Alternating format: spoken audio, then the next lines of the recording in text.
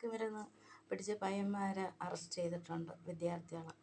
അത് ഒരു അനുരാജിനെ കിട്ടാതിരുന്ന നേതൃത്വം കൊടുത്ത അനുരാജിനെയും കെട്ടി അതിനെ അറസ്റ്റ് ചെയ്ത്. ഈ അറസ്റ്റ് ചെയ്തവർ KSU ആയാലും SFI ആയാലും ആരും സപ്പോർട്ട് അവർക്ക് ചെയ്യില്ല. ഒരു പാർട്ടിക്കാർ SFIക്ക് SFI യൂണിയനും സപ്പോർട്ട് ചെയ്യില്ല, KSUവിന് KSUവിൻ്റെ യൂണിയൻ തലവന്മാരും സപ്പോർട്ട് ചെയ്യും. അവർക്ക് പ്രൊട്ടക്റ്റ് ചെയ്യരുത്, ഇല്ലെങ്കിൽ അവരിറങ്ങി പുതിയ തലമുറയും കൂടെ അത് മയക്കുമരുന്നിലേക്ക് അവരെ കൊണ്ടുവരും. അതുപോലെ തന്നെ ഇപ്പം 10ാം ക്ലാസ് വിദ്യാർത്ഥിയെ പിടിച്ചിരിക്കണം. 15 വയസ്സേ ആയുള്ളൂ.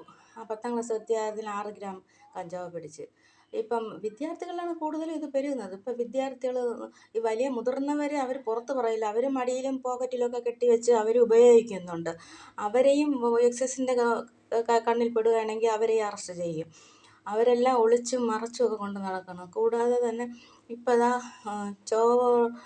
ചോറോട് MEGHSൽ സെൽഫി എടുത്ത് വാട്സാപ്പ് ഗ്രൂപ്പിൽ സെൽഫി എടുത്ത് ഇട്ടതിന് ക്രൂരമായി ആ വിദ്യാർത്ഥിയെ മർദ്ദിച്ച് അവശനാക്കി ഇട്ടേക്കണം. 3ാം വർഷ വിദ്യാർത്ഥികളെല്ലാം കൂടി മർദ്ദിച്ച് അവശനാക്കി. അത് മരണപ്പെട്ടു പോയാൽ എന്ത് ചെയ്യും? ഇതൊക്കെ ഈ സ്കൂൾ അധികൃതരും കോളേജ് അധികൃതരും കൂടെ ഇത് ശ്രദ്ധയിൽ വരുന്നുണ്ട്. ഇപ്പം തന്നെ പോളിടെക്നിക്കിലെ പ്രിൻസിപ്പാൾ വിചാരിച്ചതുകൊണ്ട് ഈ മയക്കുമരുന്നിനെ അവർക്ക് പിടിക്കാൻ സാധിച്ചു. ഇതുപോലെ എല്ലാ കോളേജ് അധികൃതർക്കും ശ്രദ്ധ വേണം. എല്ലാം സംഭവിച്ച വീഴ്ചയെന്ന് പറയാൻ പാടില്ല. ഇപ്പോൾ ഒരു അലക്സ് മാത്യു നമ്മളെ ഗ്യാസ് ഏജൻസിയുടെ മുഖ്യ തലവൻ IOC മാനേജരാണ്.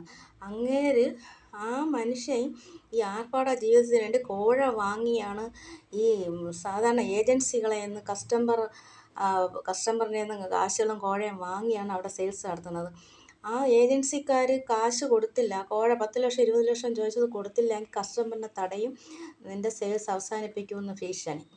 ഇങ്ങനെയൊക്കെ ചെയ്ത് നമ്മളെ കേരളം ഇങ്ങനെയൊക്കെ ആയാലേ ഇതിന് ഉത്തരവാദി ആരാണ്? ഇതിന് ആർക്കാണ് പരാതി? ഇത് അനീതിയാണ് ഈ കേരളത്തിൽ കാണിക്കുന്നത്. ഇതിനെല്ലാം കർശനമായിട്ട് നടപടിയെടുക്കണം. ഇപ്പോൾ BTechും TTC ഒക്കെ പഠിച്ച് പാസ്സായി എയ്ഡഡ് സ്കൂളിൽ ജോലി കിട്ടുന്ന അധ്യാപകർക്ക് പോലും ശമ്പളം കൊടുക്കുന്നില്ല. അവർ ചുമടെടുത്ത് അവരുടെ കുഞ്ഞുങ്ങൾക്ക് ഡയപ്പർ വാങ്ങാൻ വേണ്ടി പോകുന്നു. ഇവർ കഷ്ടപ്പെട്ട് പഠിച്ച് വിദ്യാഭ്യാസം പോയി അവർ ജോലി നേടിയിട്ട് അധ്യാപനം നടത്തിയിട്ട് ആ ശമ്പളം പോലും കൊടുക്കുന്നില്ല. ഇതിന് ഉത്തരവാദി ആരാണ്? അവർക്ക് ശമ്പളം കൊടുക്കാത്തതിന് ആരാണ് ഇതിന് ഉത്തരവാദി?